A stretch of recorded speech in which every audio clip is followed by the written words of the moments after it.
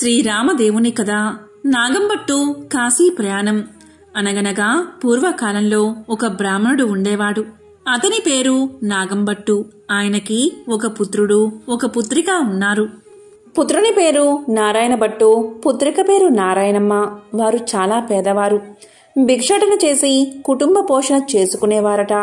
అలా కొన్నాళ్లు అయ్యేసరికి నాగంభట్టు కాశీకి వెళ్లి ధనం సంపాదించుకోవాలి అనే బుద్ధి పుట్టిందట. అప్పుడు నాగంభట్టు భార్యతో చెప్పి తెల్లవారుజామునే లేచి కాశీకి ప్రయాణమై అలా వెళ్ళగా కొంత దూరం వెళ్లేసరికి దారిలో సూతులవారు, వ్యాసులవారు, నారులవారు ప్రత్యక్షమయ్యారు. వారు ఇలా పలికారు, "ఓ బ్రాహ్మణుడా, ఎక్కడకు వెళ్తున్నావు?" అని అడిగారు. దానికి నాగంభట్టు ఇలా సమాధానం చెప్పాడు, "అయ్యా, నేను కాశీకి ధనం సంపాదించుకోవడానికి వెళ్తున్నాను" అని చెప్పాడు. అప్పుడు వారు ఇలా పలికారు, "ఓయి వెర్రి బ్రాహ్మణుడా, కాశీకి వెళ్తే నీకు ధనం ఎవరైనా మూటగట్టి ఇస్తారా? కాశీకి వెళ్తే గంగా స్నానం దొరుకుతుంది, విశ్వేశ్వరుల దర్శనం దొరుకుతుంది, అన్నపూర్ణమ్మ దర్శనం దొరుకుతుంది. మేము ఒక కథ చెబుతాము, వింటావా?" అని అడిగారు.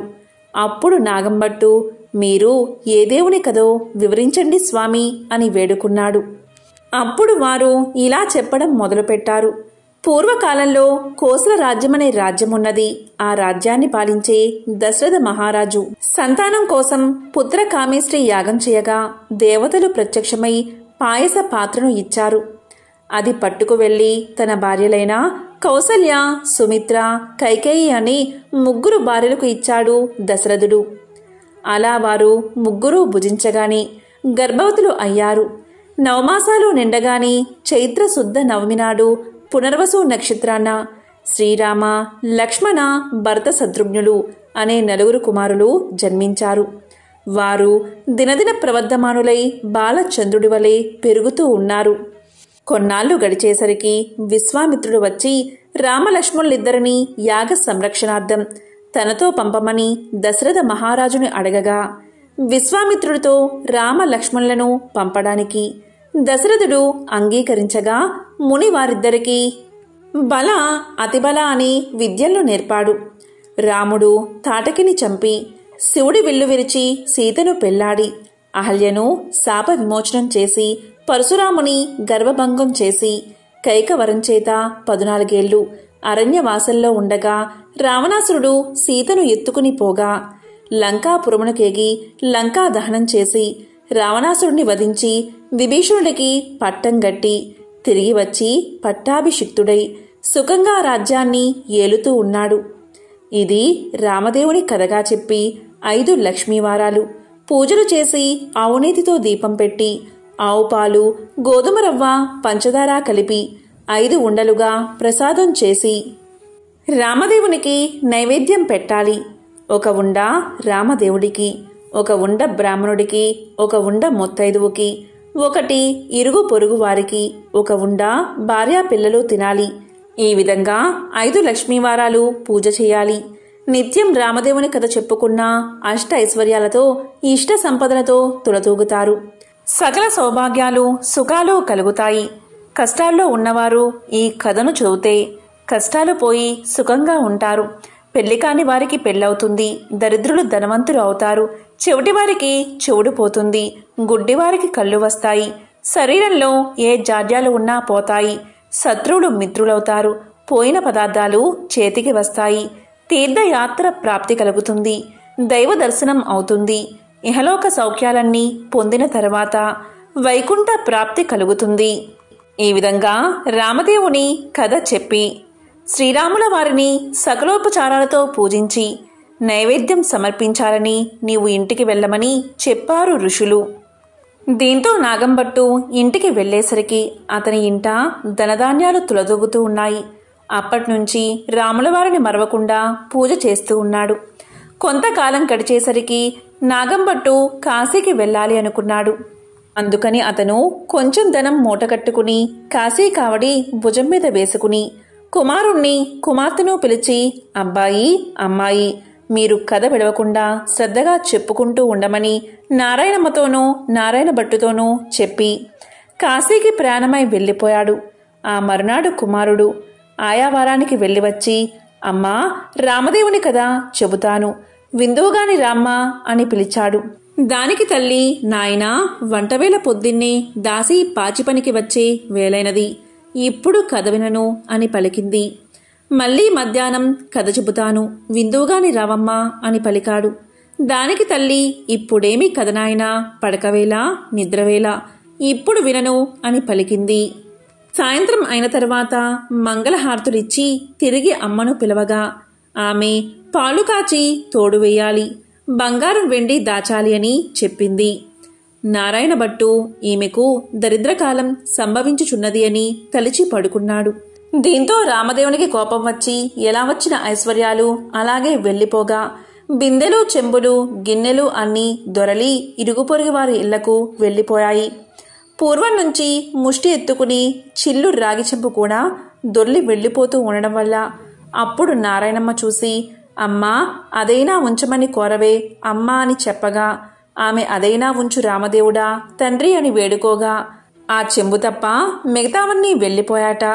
వారి గూటిలో ఉన్న వెండి కంచం కూడా దొర్లిపోతూ ఉండగా అప్పుడు ఆమె కంచం అంచు పట్టుకుని లాగినదట.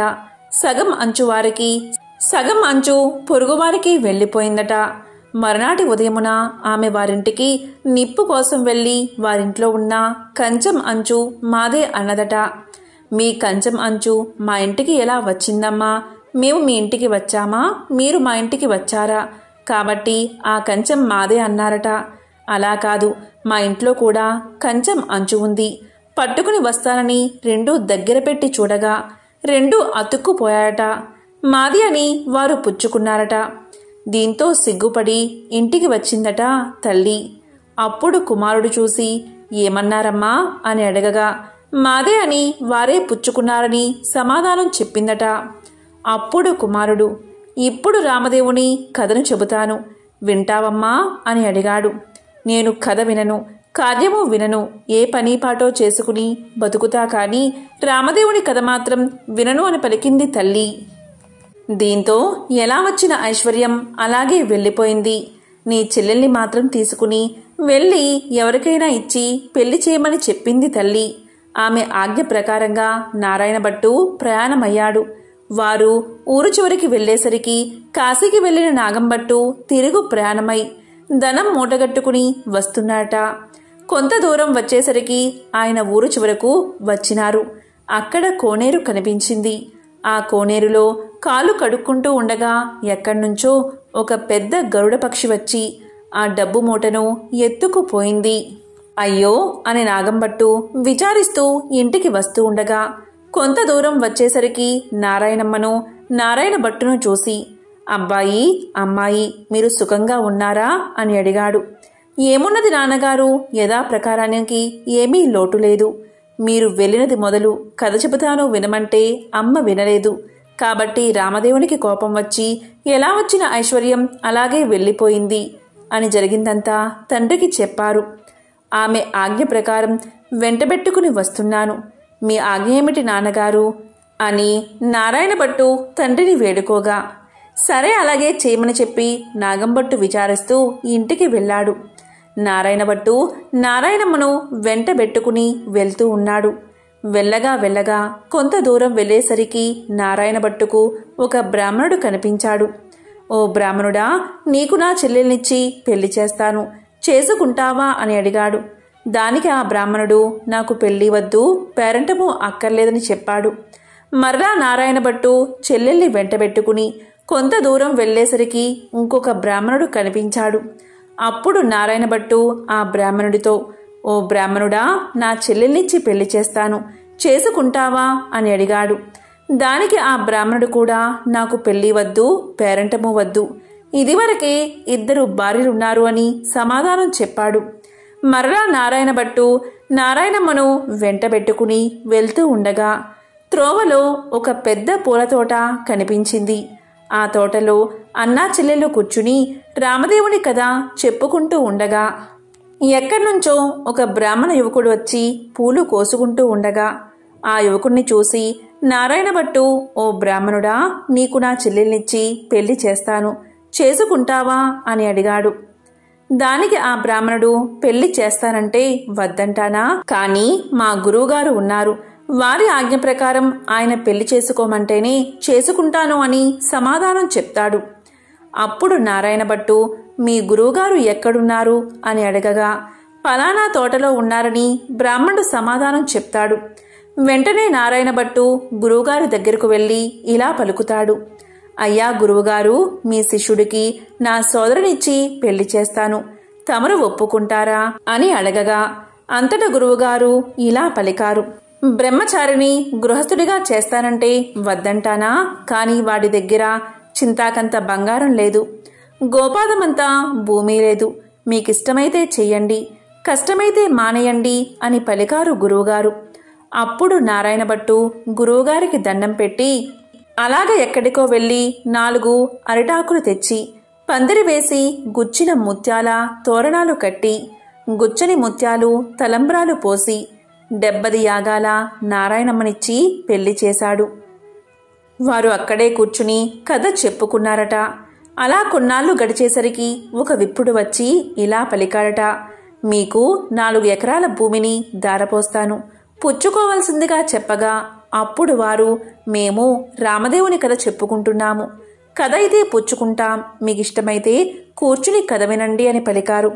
కథ అయిన తర్వాత ఆ బ్రాహ్మణుడు రాగి చెంపులో నీరు పోసి పలానా తోటలో ఆస్తి ఉన్నది, అనుభవించమని 4 ఎకరాల భూమి వారికి దారపోసి ఆ విప్రుడు ఎక్కడికో వెళ్ళిపోయాడు. ఆ 4 ఎకరాల భూమి అనుభవిస్తూ కథ చెప్పుకుంటూ అక్కడే ఉండిపోయారు. అలా కొన్నాళ్లు గడిచేసరికి ఆ ఊరి రాజుగారు ఒక భవనం కట్టించి కొంత ధనం పుణ్య దంపతులకు దారపోయాలని చూస్తున్నారట. ఎక్కడ వెతికినా సరైన పుణ్య దంపతులు రాజుకు దొరకలేదు. ఆ రాత్రి రామదేవుడు రాజు కల్లో కనిపించి పలానా తోటలో పుణ్య దంపతులు ఉన్నారు, వారిని తీసుకువచ్చి దారపోయండని ఆజ్ఞాపించాడట. రామదేవుని ఆజ్ఞ ప్రకారం మర్నాడు ఉదయమే లేచి 16 మంది బోయలను పల్లకిని పంపాడంట రాజు.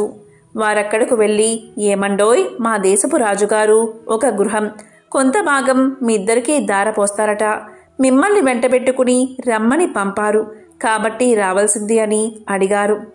అప్పుడు ఆ దంపతులు మేము రామదేవుని కథ చెప్పుకుంటున్నాం, మీకిష్టమైతే కూర్చుని కథ వినండి అనగా బోయిలు కథ విన్న తర్వాత ఆ పుణ్య దంపతులను తీసుకుని వెళ్లి రాజుగారికి అప్పగించారు. దీంతో రాజు సంతోషంతో గృహాన్ని ధనాన్ని వారికి దారపోసి వెళ్లిపోయాడు. అప్పుడు నారాయణమ్మ ఆమె భర్త నారాయణ భట్టు అక్కడ కూర్చుని ఆ గృహము ఆ ధనము 4 ఎకరాల భూమి అనుభవిస్తూ అక్కడే కథ చెప్పుకుంటూ ఉన్నారు. కొన్ని రోజులు గడిచేసరికి నారాయణ భట్టు అమ్మాయి, నేను ఎన్ని దినాలు ఇలా ఉంటాను, కాబట్టి నే వెళ్ళి రామదేవుణ్ణి తీసుకువస్తాను, నీవు నీ భర్త కథని మానకుండా చెప్పుకోండి అని చెప్పి నారాయణ భట్టు ప్రయాణమై వెళ్ళిపోగా నారాయణమ్మ ఆమె భర్త కథ చెప్పుకుంటూ ఉన్నారు. నారాయణ భట్టు కొంత దూరం వెళ్ళగా ఒక గ్రామం వచ్చింది. ఆ గ్రామంలో ఒక గొల్లవాడు వడ్లు ఎండబోసుకుని కాపలాగా కూర్చున్నాడు. ఆ గొల్లవాడిని చూసి నారాయణ భట్టు ఇలా పలికాడట, గొల్ల, ఈ గ్రామంలో విశేషాలేమిటి అని అడగగా గొల్లవాడు ఏమున్నది బాబు, నేను పుట్టుకతోనే అందుణ్ణి, మా వాళ్ళు వడ్లు ఎండబోసి నన్ను కాపలాగా కూర్చోమనగా కర్రబుచ్చుకుని కూర్చున్నాను, నా అవస్థ ఇలా ఉంది బాబు అనగా నారాయణ భట్టు ఒక కథ చెబుతాను, వింటావా అని అడిగాడు. దానికి గొల్లవాడు వింటాను అని చెప్పగా నారాయణ భట్టు రామదేవుని కథ వ్రత విధానం చెప్పేసరికి గొల్లవానికి కొంచెం కళ్ళు కనిపించాయి. ఓహో, కథలోనే ఇంత మహత్యముంది, వ్రతం చేసుకుంటే ఇంకెంత మహత్యముంటుందో అనుకుని గొల్లవాడు ఏ దైవానిదో ఏ దేవుడో చెప్పమన్నాడు. అది రామదేవుని మహత్యం. 5 లక్ష్మీవారాలు పూజ చేసి అవునేతో దీపం పెట్టాలి, ప్రసాదం 5 ఉండలు చేసి రామదేవుని ముత్తైదువులకు బ్రాహ్మణులకు ఇరుగు పొరుగువారికి ఇచ్చి భార్యా పిల్లలు తినాలి అని చెప్పి నారాయణ భట్టు వెళ్ళిపోయాడు. ఇలా నారాయణ భట్టు చెప్పి కొంత దూరం వెళ్లేసరికి ఒక రాజు విచారిస్తూ ఉన్నాడు. ఆ రాజును చూసి నారాయణ భట్టు ఇలా పలికాడు, ఏమి రాజా విచారిస్తున్నారు అని అడిగాడు. దానికి రాజుగారు నాయనా, నా భార్యా బిడ్డలు పరారయ్యారు, నా రాజ్యం పరాయి రాజులు తీసుకున్నారు, నా అవస్థ ఇలా ఉన్నది అని చెప్పాడు. దానికి నారాయణ భట్టు నేనొక కథ చెబుతాను, వింటారా అని అడిగాడు. దానికి రాజుగారు వింటాను, చెప్పవలసింది మహానుభావా అని పలకగాని నారాయణ భట్టు రామదేవుని కథంతా చెప్పి వ్రత విధానమంతా వివరించాడు. ఆ రాజుగారు వ్రతం చేసుకోగా పరారైన భార్యాబిడ్డలు, పరాయిరాజు తీసుకున్న రాజ్యం తిరిగి ప్రాప్తించింది. అప్పుడు రాజు సంతోషంతో నారాయణ భట్టును చూసి, ఏమండి మహానుభావా, మీరు ఏ దేవుడో చెప్పవలసింది, మిమ్మల్ని పూజ చేసుకుంటాము అని పలకగాని నారాయణ భట్టు నేను ఏ దేవుణ్ణి కాను, ఇది రామదేవుని కథామహత్యం, మీరు 5 లక్ష్మీవారాలు 5 ఆదివారాలు పూజ చేయమని చెప్పి వ్రత విధానమంతా చెప్పి మరలా కొంత దూరం వెళ్ళగా ఒక స్త్రీ విచారిస్తూ కూర్చుని ఉన్నది. ఆ స్త్రీని చూసి నారాయణ భట్టు ఎందుకు విచారిస్తున్నావు అని అడగగా ఆ స్త్రీ ఇలా పలికింది, ఏముంది బాబు, చిన్నతనంలోనే పెళ్ళయింది. నా భర్త దేశాంతరం వెళ్ళిపోయాడు. నా తల్లి తండ్రి అత్తమామలు కొన్నాళ్ళు చూసి ఎన్నాళ్ళు నిన్ను ఇలా చూస్తాము అని వదిలేశారు. కాబట్టి నా అవస్థ ఇలాగున్నది బాబు అని తెలియచేసింది. అప్పుడు నారాయణ భట్టు నేనొక కథ చెబుతాను, వింటావా అని అడిగాడు. అలాగే వింటాను బాబు అని ఆమె అనగా నారాయణ భట్టు రామదేవుని కథంతా చెప్పి వ్రత విధానమంతా చెప్పేసరికి దేశాంతరం వెళ్లిన ఆమె భర్త తిరిగి వచ్చాడు. తల్లి తండ్రి అత్తమామలు వచ్చారు. ఆమె సంతోషించి నారాయణ భట్టుని చూసి, ఏమండి మహానుభావా, మీరు ఏ దైవానివో మిమ్మల్ని మేము పూజ చేసుకుంటాము అని చెప్పగా దానికి నారాయణ భట్టు ఇలా సమాధానం చెప్పాడు, నేను ఏ దైవాన్ని కాదు, ఇదంతా రామదేవుని కథామహత్యం. 5 లక్ష్మీవారాలు 5 ఆదివారాలు మానకుండా పూజ చేయమని కథ విధానమంతా చెప్పి కొంత దూరం వెళ్లేసరికి ఒక గ్రామం వచ్చింది. ఆ గ్రామంలో ఒక ఇల్లాలి ఇంటికి వెళ్లి, అమ్మా పూజ చేసుకుంటాను, కొంచెం ఇల్లు ఇస్తావా అని అడిగాడు. దానికి ఆమె మా ఇంటిలో మడి ఆచారం కనుక కుదరదు, ఇల్లు లేదు, వెళ్ళిపో అన్నది. అప్పుడు నారాయణ భట్టు కోనేరైనా చూపించు తల్లి అని అడిగాడు. దానికి ఆమె తూర్పు దిశ ఈశాన్య మూలగా ఒక కోనేరున్నది, వెళ్ళమని పలికింది.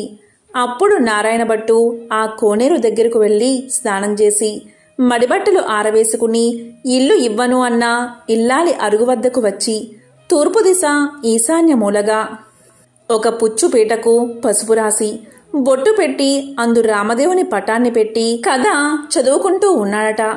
ఇంతలో ఆమె యువతలకు వచ్చి చూడగా నారాయణ భట్టు ఆమెకు తాంబూలము దక్షిణ ప్రసాదం ఇచ్చాట.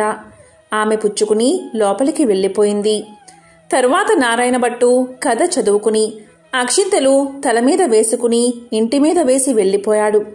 అతడు ఇలా వెయ్యగానే ఆ ఇల్లు ఇంద్రభవనం అయినది. అప్పుడు ఆ ఇంటి ఇల్లాలు యాయావారానికి వెళ్లిన తన భర్త తిరిగి వస్తే ఇల్లు తెలుసుకోలేడని ఆమె వీధి అరుగు మీద కావలి కూర్చుని ఉంది. ఇంతలో ఆమె భర్త ఎడమోటా పెడమోటా వేసుకుని ఇల్లు కానక కంగారు పడి అక్కడ నిలబడి ఉన్నాడు. ఆమె చూసి ఇల్లు ఇదే, ఇలా రండి అని పలకగా ఆమె భర్త ఇది మన ఇల్లు కాదు, నేను రానని సమాధానం చెప్పాడు. కాదండి, ఇది మన ఇల్లే, ఇలా ఎందుకైతో చెబుతాను వినండి. ఎక్కడ్నుంచో ఒక బ్రాహ్మణుడు వచ్చి పూజ చేసుకుంటాను, ఇల్లు ఇవ్వమన్నాడు. నేను ఇవ్వనని సమాధానం చెప్పాను. అప్పుడు అతను ఒక కోనేరైనా చూపించమన్నాడు. అప్పుడు నేను తూర్పు దిశగా ఈశాన్యమూల కోనేరున్నదని చెప్పాను. అతడు కోనేరు దగ్గరకు పోయి స్నానం చేసి మడిబట్ట ఆరవేసుకుని మన అరుగు మీదకు వచ్చి ఒక పీటకు పసుపు రాసి బొట్టు పెట్టి తూర్పు దిశ ఈశాన్యమూలగా పెట్టి అందు రామదేవుని పటాన్ని పెట్టి పూజ చేసి ఆవు పాలు గోధుమ నూక పంచదార కలిపి ప్రసాదంగా ఉండలు చేసి రామదేవుడికి నైవేద్యం పెట్టి కథ చెప్పుకుంటూ ఉన్నాడు. నేను బయటకు వచ్చేసరికి తాంబూలాది దక్షిణ ప్రసాదాలు నాకు ఇచ్చాడు. నేను లోపలికి వెళ్ళిపోయి తిని కూర్చున్నాను. అతడు కొన్ని అక్షింతలు తల మీద వేసుకుని మరికొన్ని అక్షింతలు మన ఇంటి మీద వేసి వెళ్ళిపోగా ఇల్లు ఇలా ఇంద్రభవనంగా మారింది. ఇదంతా ప్రసాద మహత్యమని పలికింది ఆ ఇల్లాలు. దానికి ఆమె భర్త, ఆయన పూజ చేసుకుంటానంటే వద్దన్నావా?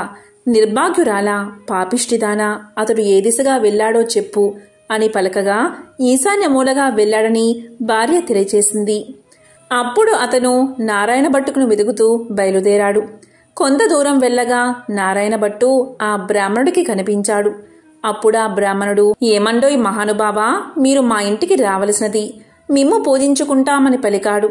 దానికి నారాయణ భట్టు, మీ ఇంటికి ఇప్పుడు రాను, రామదేవుని వెతుకుతుంటూ వెళుతున్నాను అని పలకగా అప్పుడా బ్రాహ్మణుడు, అలా కాదు మహానుభావా, మీరు మా ఇంటికి వచ్చి పూజ చేసుకుంటానంటే మా వాళ్ళు ఇల్లు ఇవ్వనన్నారు. కాబట్టి మాదే తప్పు, మా తప్పు క్షమించి మా ఇంటికి రావలసినది. మీరు ఏ దైవమో చెప్పండి, మిమ్మల్ని మేము పూజించుకుంటాము అని పలికాడు. అప్పుడు నారాయణ భట్టు, మీ ఇల్లు కాబట్టి మీరు ఇవ్వనన్నారు, మీ తప్పేమీ లేదు, రావడం నాదే తప్పు అని పలికాడు. నేను ఏ దేవుణ్ణి కాదు, ఇదంతా రామదేవుని కథా మహత్యం.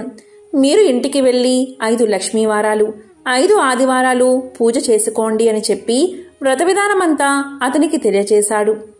రామదేవుణ్ణి వెతుక్కుని వచ్చేటప్పుడు మీ ఇంటికి వస్తాను అని సమాధానం చెప్పాడు నారాయణ భట్టు. అప్పుడా బ్రాహ్మణుడు ఇంటికి వచ్చి, కథలోనే ఇంత మహత్యముంది, వ్రతం చేసుకుంటే ఇంకెంత మహత్యం ఉంటుందో అని పూజ చేసుకుని కథ చెప్పుకుని అష్ట ఐశ్వర్యాలతో అష్ట సంపదలతో తులుతూగుతూ ఉన్నాడు.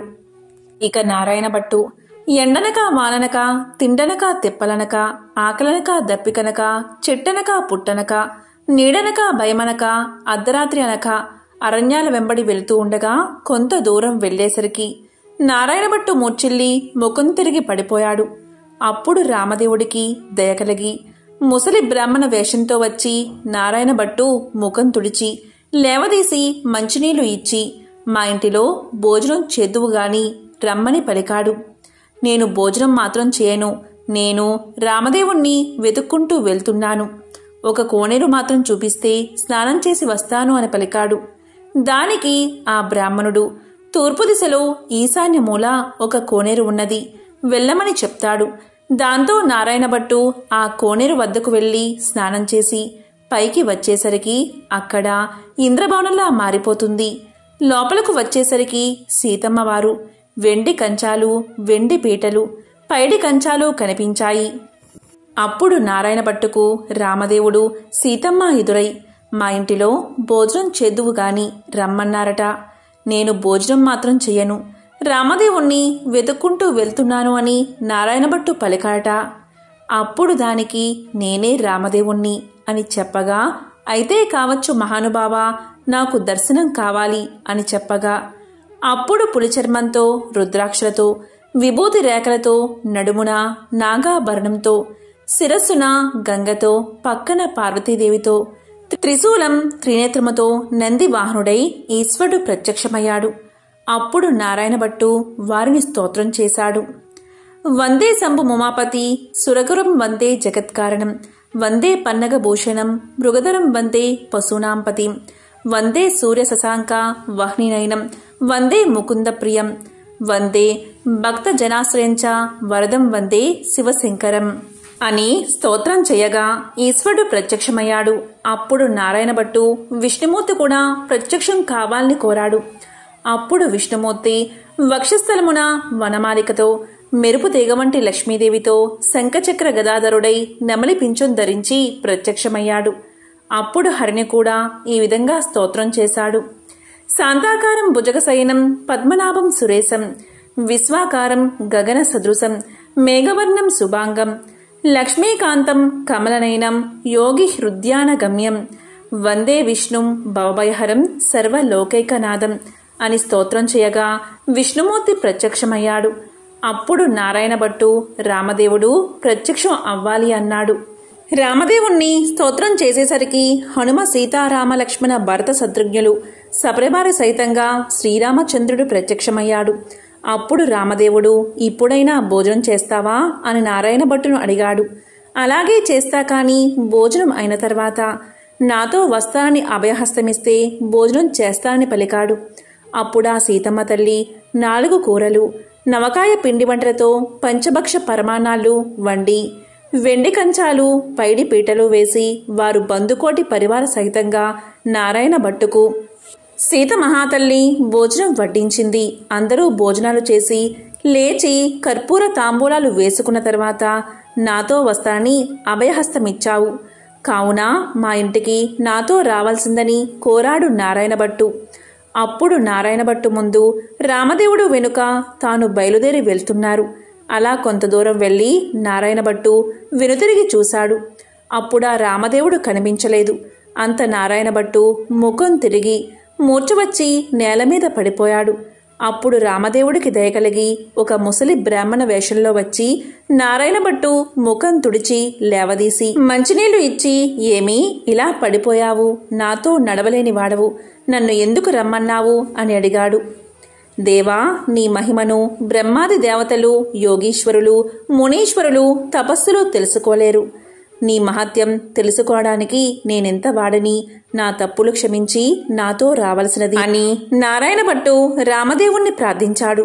అప్పుడు రామదేవుడు, అలాగే వస్తానని, నీవు వచ్చేటప్పుడు ఎవరి ఇళ్లకు వెళ్ళావో వారి ఇళ్లకు నన్ను కూడా నీ భుజాలపై ఎక్కించుకుని తీసుకెళ్లమన్నాడు.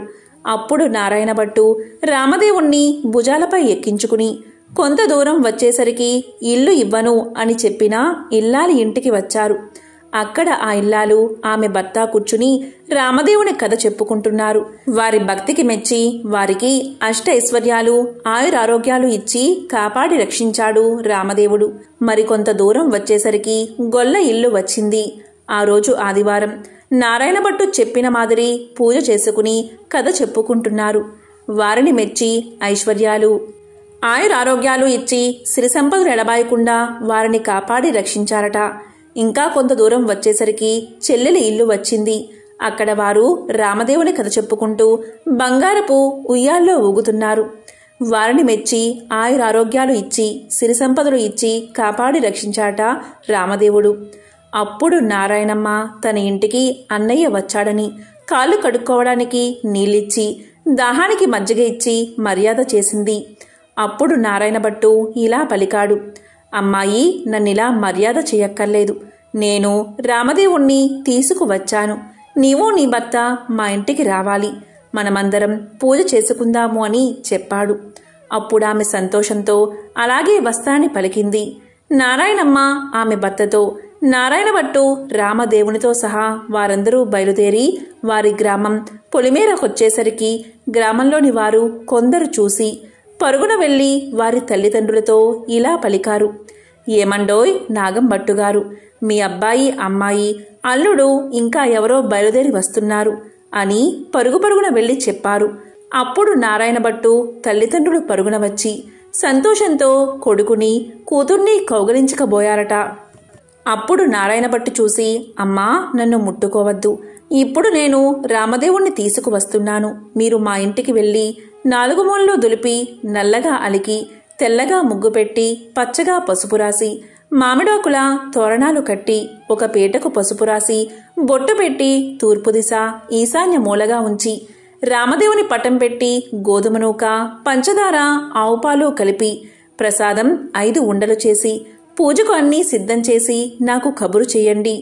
అప్పుడు నేను రామదేవుణ్ణి తీసుకువస్తాను అని చెప్పాట. వారు సంతోషంతో ఇంటికి వచ్చి 4 మూల్లా దులిపి అలికి ముగ్గులు పెట్టి పచ్చగా పసుపు రాసి మామిడాకుల తోరణాలు కట్టి 4 మూల్లా వెతకగా ఒక పుచ్చుపీట కనిపించింది.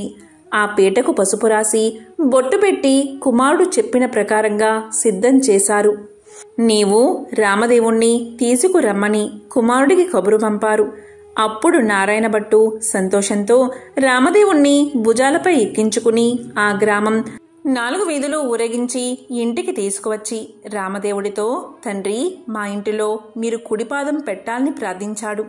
అప్పుడు రామదేవుడు వారి ఇంట్లో కుడిపాదం పెట్టేసరికి పెద్ద ఇంద్రభవనంగా మారిపోయింది. అప్పుడు నారాయణభట్టు రామదేవుడితో ఇలా పలికాడు, అపరాధిని కాబట్టి నాకు ఉన్న ఈ పుచ్చుపీటయే సింహాసనమనుకుని దయవుంచి తమను కూర్చోవలసింది అని వినయంగా ప్రార్థించాడు. ఆ మాట రామదేవునికి జాలి కలిగి ఆ పీట మీదే కూర్చునేసరికి అది వజ్రాలు, వైడూర్యాలు, కెంపులు, మాణిక్యాలతో చేసిన బంగారపు సింహాసనంగా మారిందట.